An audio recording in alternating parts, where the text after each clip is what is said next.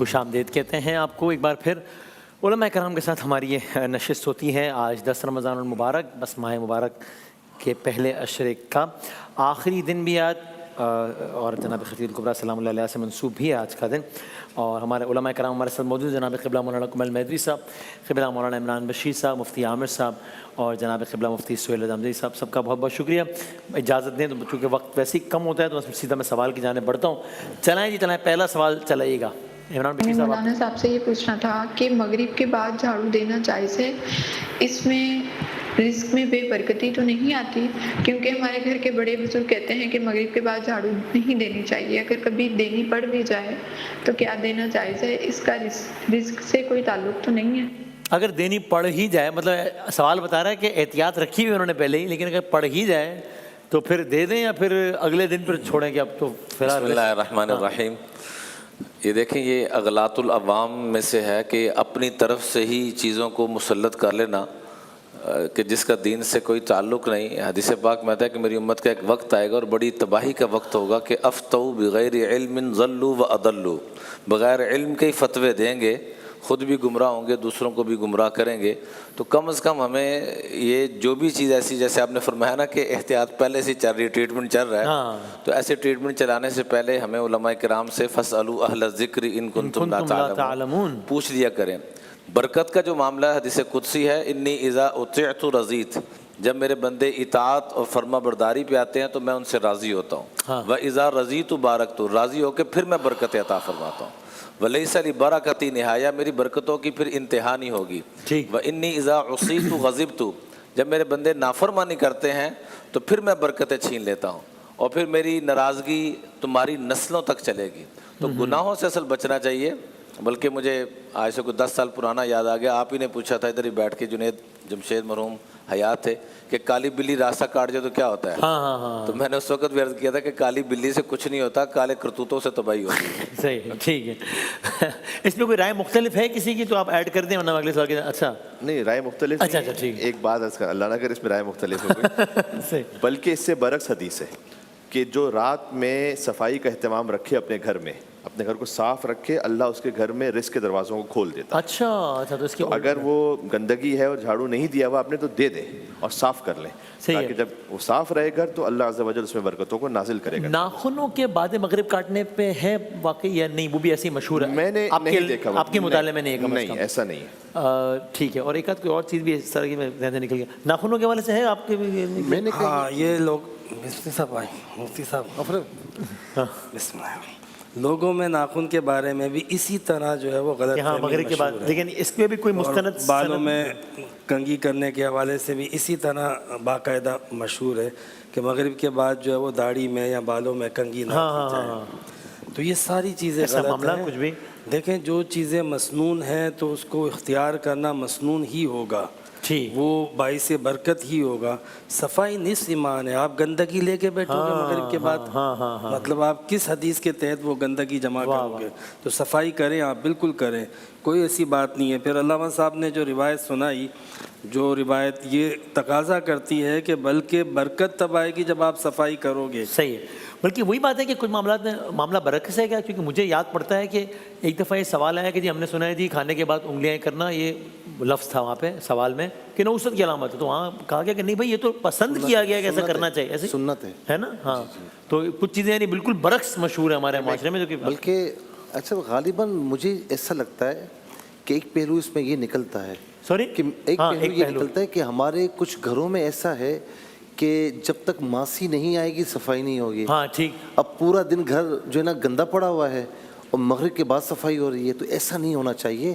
گھر جب بھی گندا ہو، جو بھی ہو، تو اس کو فوراً صفائی کر لینی چاہیے. بلکہ حضرت مجھے دونوں حضرات کی برکت سے ایک وہ حدیث یاد آ گئی، فرمایا غسل الاناء و طہارت الفنا یورثان الغنا، کہ راتوں کو برتن دھو کے سونا اور اپنے گھر کے باہر کی بھی صفائی کر کے سونا، یہ انسان کو غنی بناتا ہے. واہ واہ واہ. تو اور باہر کے ممالک میں ہم دیکھتے ہیں زیادہ ہوتا ہے کہ وہ اپنے گھر کے باہر کی صفائی اور یہ اور وہ ڈسٹ بن میں ڈالنا اور سارا کر رہے ہوتے ہیں، اور یہاں عجیب ہے نا. جی، مجھ سے آپ کچھ بولنا چاہ رہے ہیں؟ یہ انگلی صاف کرنے کا جو چاٹنے کا جو ہے نا، اس میں یہ احتیاط ضرور کریں کہ نبی کریم علیہ السلام 3 انگلیوں سے کھانا کھاتے تھے. اچھا.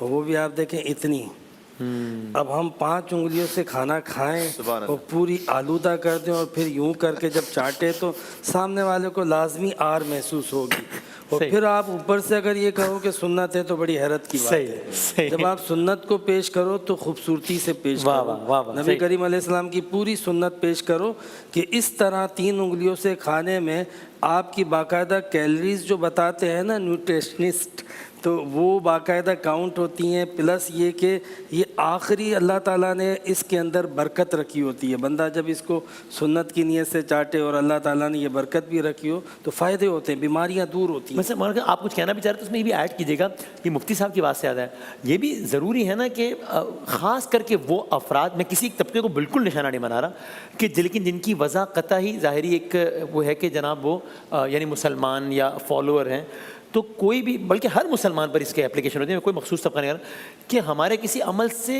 یہ نہ لگے کیونکہ باہر کا بندہ دیکھے تو یہ رائے قائم کرے کہ یار یہ صفائی ستھرائی کا خیال کرنے والے لوگ نہیں ہیں یہ لوگ۔ ہمیں وہ ایئر لائن میں اکثر وہ ایئر ہوسٹس وغیرہ کہتے ہیں کہ وہ مجھے انہوں نے باقاعدہ کہا کہ آپ یہ بتائیں نا کہ دیکھیں وہ نماز کے لیے آتے ہیں بہت اچھی بات ہے، لیکن پھر جب وہ ایک نجاست کا خیال نہیں ہے یا باتھ روم اندر ہے، تو میں خدا نخواستہ بار بار کہہ رہا ہوں کسی طبقے کو نشانہ بالکل نہیں بنا رہا، لیکن یہ اضافی ذمہ داری ہو جاتی ہے نا کہ اگر میری پہچان ایک مسلمان والی ہے تو میں زیادہ صفائی کا خیال کروں، جس طرح انہوں نے کہا کہ یہ نہیں کہ سارا گند بلا کر کے پھر آپ کہہ رہے ہیں میں سنت میں عمل کر رہا ہوں، کیونکہ پھر کوئی شخص صرف آپ پہ کامنٹ نہیں کرے گا، وہ پھر سنت کی طرف۔ ہاں بہت اچھی بات آپ نے کہی۔ کبھی کبھار ایسی افسوسناک صورتحال ہوتی ہے کہ فلائٹ میں انہیں باتھ روم بند کرنا پڑ جاتا ہے، یہ میرے سامنے ہوا ہی ہے، اور یہ خبروں میں بھی آتا ہے کبھی کہ ایسی کیفیت ہو گئی حتیٰ کہ کچھ مقدس پروازوں میں بھی کہ پھر وہاں پر یہ عالم ہوتا ہے کہ وہ واش روم اس طرح سے یوز ہوتا ہے کہ بالآخر وہ ڈیورنگ فلائٹ اس کو بند کرتے ہیں کہ اب یہ قابل استعمال نہیں رہا۔ تو یہ ہمارے ایک بنیادی ترین ادب اور ایٹیکیٹس کے خلاف ہے، اور جو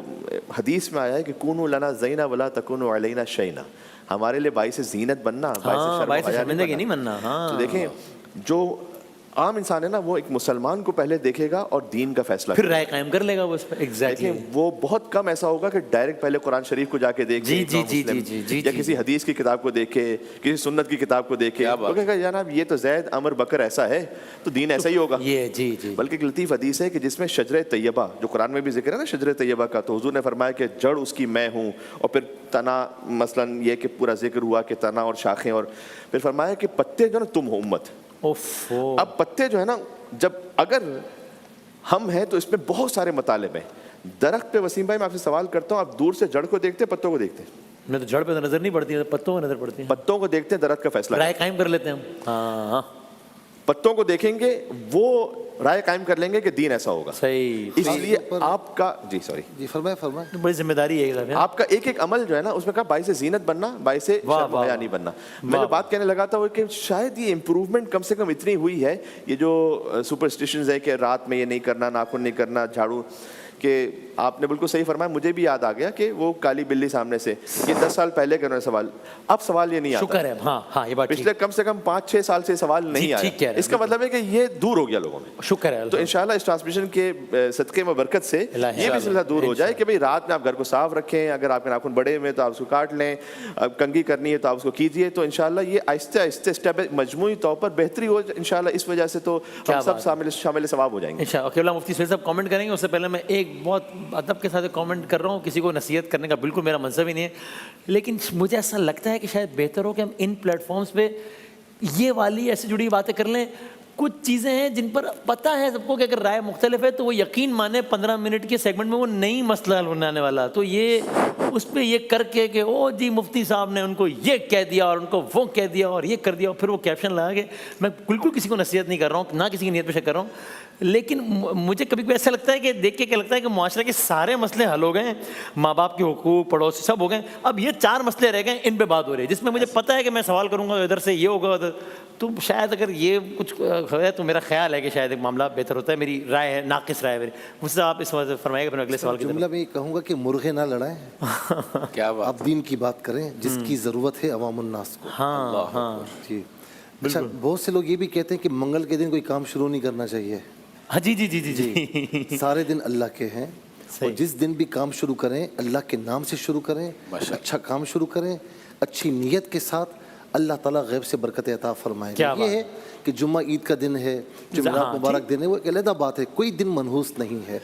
دوسری بات یہ ہے کہ یہ بات مجھے نہیں پتا کہ مجھے یہاں کرنی چاہیے یا نہیں، یہاں تک کہ میں کہوں گا کہ مذہبی طبقہ جو ہے نا، جس کا مذہبی گیٹ اپ ہے، اسے تو اس طرح ہونا چاہیے کہ اگلا بندہ جو دین سے دور ہے نا، اسے دیکھ کر، اس کی حرکات سکنات دیکھ کر وہ دین سے قریب آ جائے. اب مثال کے طور پر اب کھانا کھا کر اٹھتے ہیں نا، 2-3 بندے کھانا کھا کر اٹھتے ہیں، اب باہر سے بندہ آیا تو اسے دیکھ کر یہ نہیں کہنا چاہیے کہ کون بدتمیز کھا کر گیا ہے. ایسی صفائی کا انتظام ہو کہ کیونکہ انسان کا بچہ کھا کر گیا ہے، کوئی مسلمان کھا کر گیا ہے.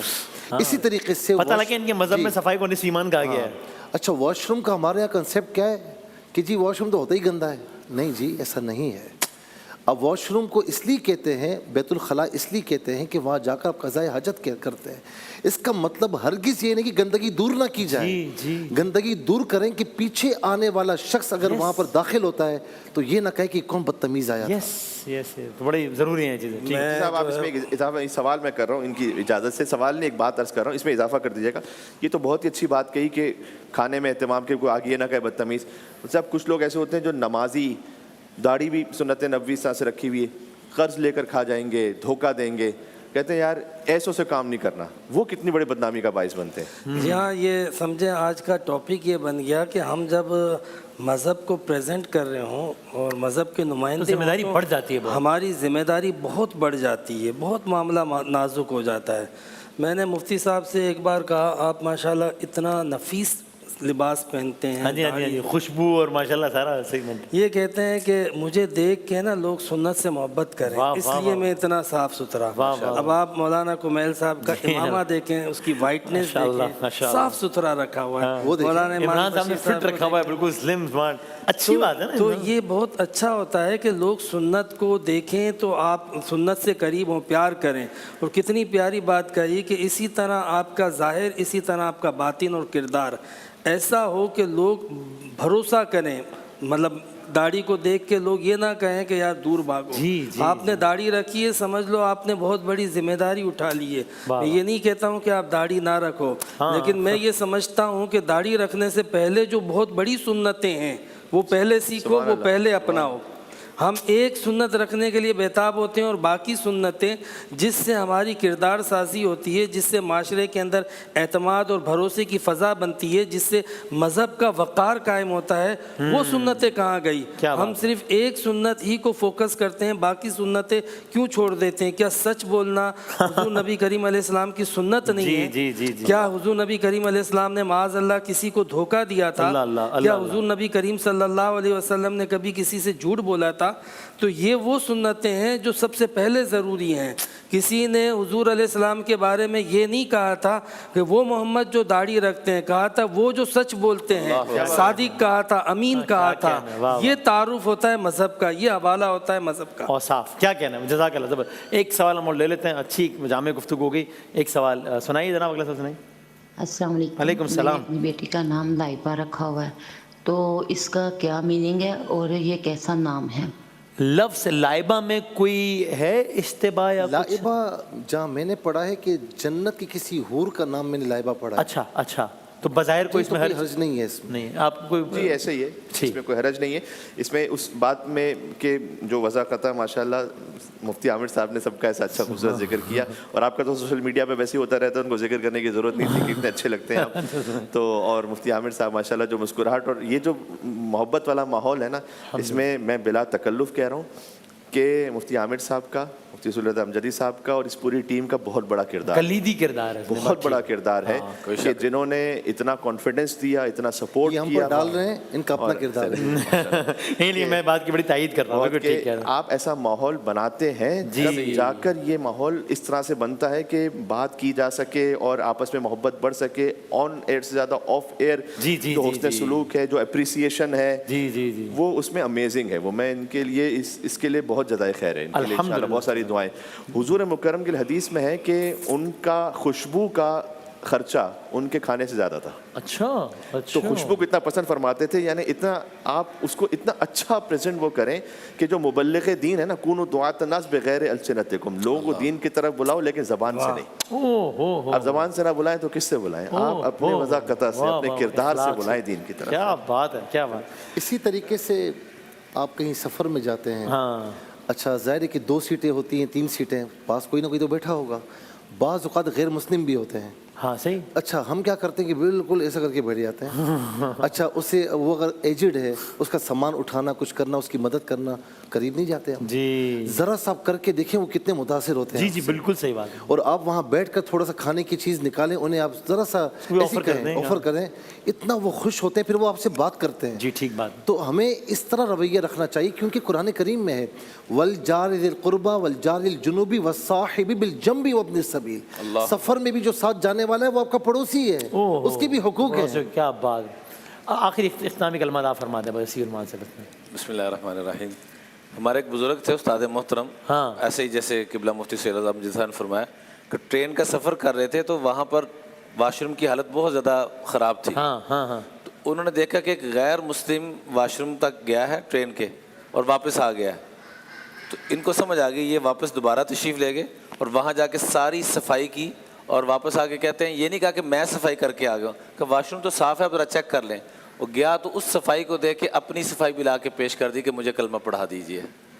تو اگر ہم اپنے عمل کے ذریعے سے, جیسے علامہ کمیل صاحب نے فرمایا کہ واقعتاً اللہ تعالیٰ ہمارے ان دونوں بھائیوں کو جزائے خیر عطا فرمائے, اور یا خالی یہاں بیٹھ کر نہیں وسیم بھائی, اور اس کی سرپرستی اللہ نے آپ کو جو عطا فرمائی ہوئی ہے کہ یہاں سے امت کو خیر کا پیغام پہنچانا. اور مجھے اب تک یاد ہے جنید جمشید مرحوم یہ بار بار بات فرماتے تھے کہ اللہ نے اس شہزادے کو امت کے جوڑنے کا ذریعہ بنایا ہوا ہے, اور اللہ سے دعا ہے کہ اللہ اس میں مزید ہمیں خیروں کا ذریعہ فرمائے. آقا کریم علیہ السلام ہم دعا مانگا کرتے تھے کہ اللہ ہمیں خیر کا ذریعہ بنا, ہدایت کا ذریعہ بنا, نہ کہ ایسا ذریعہ بنا کہ ہم لوگوں کی تباہی اور بربادی کا ذریعہ بنا. اللہ غیر مسلم تھا, امام محمد رحمۃ اللہ تعالیٰ علیہ کو دیکھ کر مسلمان ہوا, کلمہ پڑھایا, تو کہا کہ کس چیز نے آپ کو مسلمان ہونے پہ مجبور کیا؟ تو کہا کہ آپ اتنے خوبصورت ہیں, میں جب بھی آپ سے ملتا تھا آپ نے کبھی نہیں پوچھا تو کون ہے, کہاں سے آیا ہے.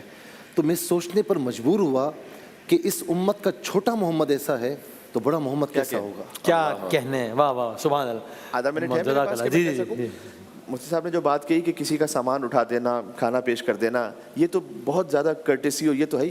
آپ, میں نے جو تجربہ کیا, آپ ایئر لائن میں نماز پڑھ رہے ہیں نا فلائٹ میں, تو جو بھی پرمیشن دیتا ہے میں سے پوچھتا ہوں نا کہ میں نماز پڑھ لوں کیا, آپ خالی جاتے ہوئے کہیں کہ میں نے آپ کے لیے دعا کی تھی, اتنا خوش ہو جائے گا وہ, یقین جانے ایسا خوش ہوتا ہے. کہتے ہیں کہ صرف یہ کہ میں نے آپ کے لیے بھی دعا کر دی, آپ کا شکریہ, آپ نے مجھے نماز پڑھنے کی اجازت دی, میں نے آپ کے لیے دعا کی. کہتا ہے کہ آپ نے میرا دن بنا دیا بھائی, واہ واہ آپ نے, اور مجھے ہمیشہ اس طرح سے یاد رکھنا, مجھے بہت ضرورت ہے. تو میں دعا میں کوشش یہ کرتا ہوں کہ بہت سارے اسٹاف ہوتے ہیں جو کسی اور مذہب سے, پروردگار سب سے پہلے اس کو ہدایت بھی عطا کرتے ہیں اور اس کے رزق میں بھی وسعت دے دیں. کاش وہ ایک کہنا اس کو یاد رہ جائے اور کبھی کوئی راستہ کھل جائے تو پتہ نہیں کتنے راستے ہدایت کے پھر جیسا کھل جائیں گے اور کتنے جو خیر کے راستے. کیا کہنا ہے, جزاک اللہ, بہت نوازش, بہت شکریہ, اور خوبصورت گفتگو ہوئی. اور اللہ تعالیٰ ہم سب کو, میں سب سے پہلے تو اپنے لیے کہہ رہا ہوں, ان پر عمل کرنے کی توفیق عطا فرمائے انشاءاللہ. جزاک اللہ. ایک وقفے کے بعد دوبارہ حاضر ہوتا ہے.